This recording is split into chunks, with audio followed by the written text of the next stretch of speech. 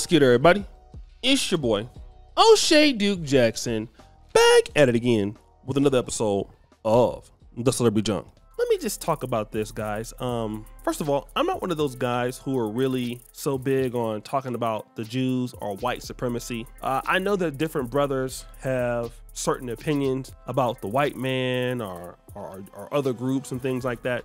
For me, I think that for my discussions, such things are pointless for me as a creator. All right, I know things exist. I know that people would talk about the Jewish community in hip hop or white folks a lot and things like that, and I understand the points that people are making. But my question to this is, if you bring up those points, what do you have in your position that would allow you to change the situations that you think are bothering you?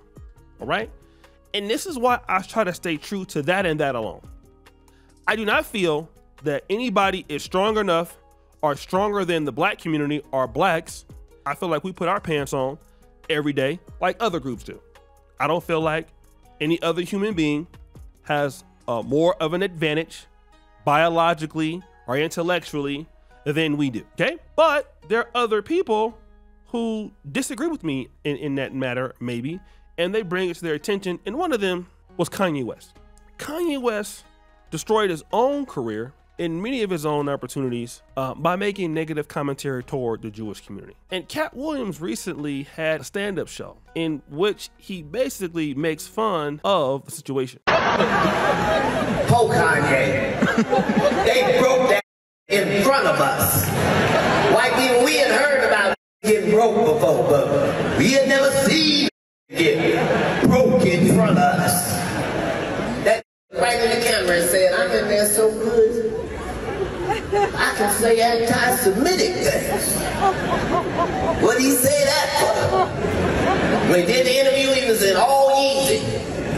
He walked out the interview in Crocs. When I say they took shoes, I mean they took his shoes.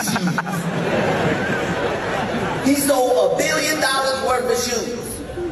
$1 billion worth of shoes. They kicked it out of Skechers. I can get a shoe at Skechers. You don't need nothing but a sketch. It's in the name, Skechers. Here's my shoe. I said, surely there's nothing more they can do to break this man. Boy, was I wrong. Goodwill said, let me say that again, that's never been said in history. Goodwill said that they will no longer be accepting any using merchandise of any kind. Now remember, Goodwill take trash. You think you gonna look in the trash and take the Yeezys out? They hate this thing. I said, sure, there's no way they can do anything further to this man. Boy, was I wrong. They took Kanye's wax figure out of the wax museum. Let me say that again. They took his wax figure the out of the wax museum and left Hitler's in there.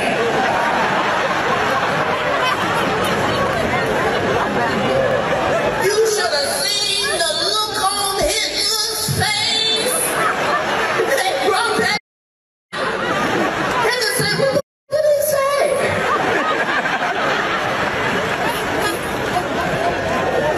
It's terrible what happened to that man.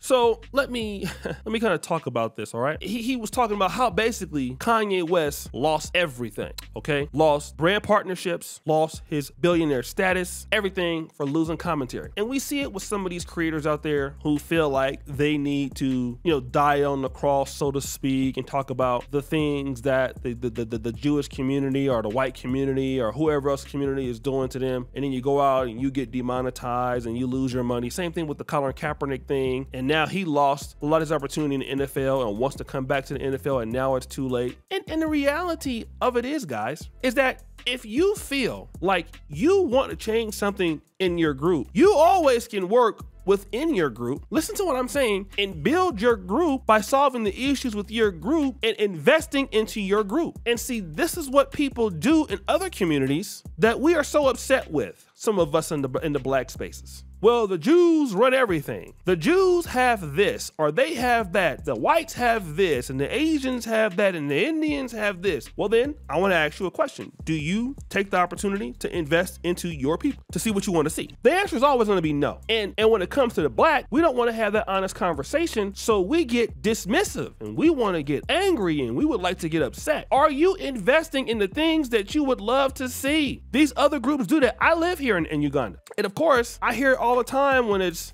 in reference to the Indian community and why they have everything, why they run everything, and it's not fair. It's not fair for the other groups. And again, I can understand their point because, you know, the Indians were brought to East Africa to do certain things, and I get that, right? I understand what they're saying. But then the question that I'm saying is, for those who have criticisms of such, do you have or take the opportunity yourself to invest to see what you want to see into your community? I will be honest, I see so many brothers and sisters getting money. I see them having opportunities to make cash. I really do. And when it comes to that ability to see brothers and sisters doing such, I'm gonna tell you, it bothers me as a black man that we don't do it. Washington, D.C., I was watching Economics Explained, one of my favorite YouTube channels, and they were talking about the wealth in Washington, D.C. is that greater than Luxembourg, possibly, because of all of the money you have coming through D.C. And you have a lot of African Americans. Our first black elite classes came from Washington, D.C. So we have brothers and sisters in the D.C. area, in the DMV, that have money. So we're not talking about a lack of opportunity for all in the case. And even for the ones that we feel don't have anything, surely we have the ability to invest back into those and to bring them up and to use our own talent for our own good. We can do that. We have so much black talent that we miss out on. And so look at, you know, let's say, for example, the Chiefs or the Steelers. These are two teams every year, draft good. They find diamonds in the rough. They find players who can do the job, players who can win, and they're successful despite injuries because they're looking for talent. Does the black community look for talent?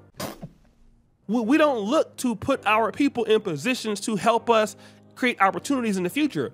We look to complain about everything that other folks are doing for their community, whether it's fair or unfair. And when it comes to us, then we want to get mad and be upset. And then, of course, because they have more organization than we do, you throw your opportunities out the way by offending them. Which what you should do is be worried about what you got going on, build up your people, build up your connections, build up your structure, and try to benefit off of your black talent a lot. So basically you can do what you need to do for your own community, for your own group. This is what everybody else does. Why are you not doing that? Why are you not doing that? And it got to the point where, you know, I used to get tired, man. I used to post back in the day on in Facebook groups and things like that. It really used to bother me seeing Arab-owned liquor stores. I used to be upset about that. Why are these Arab-owned stores in our community, and to the certain part, why are they so sometimes so rude to some of the customers in the community, and they don't live in the community, and they don't even drink the liquor or the pork rinds they selling us, but they're benefiting off of it. That's not fair. And then I thought about it. Well, they're the ones putting the money up to run this business. They're taking the risk. They're the ones that have organized themselves.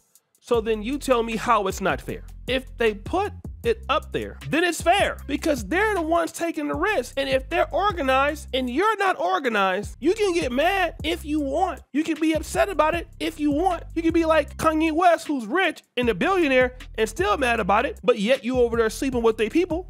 You over there sleeping with their people. Now you out there down bad. And that's exactly what you would deserve. So black people gotta like stop crying about all these different things. Get to the work. We have so much opportunity with the black people and black community. If you want to talk about Africa and all of this, why don't we just do that instead of sitting around acting all down bad and crying like this guy? Oh, the white man won't let me do X, Y, and Z. Man, shut up. Just stop. Nobody is stopping you from worrying about you. I'm gonna tell you how folks feel about us, I believe. A lot of people in the black community and other communities, they're not even really worried about blacks coming up. They're almost probably convinced that this don't even make, it's not even that important. So guys, what do you think? It's your boy, O'Shea Duke Jackson, back at it again with another episode of The Celebrity Junk. Appreciate you for all you do. Subscribe to the bell. We're out.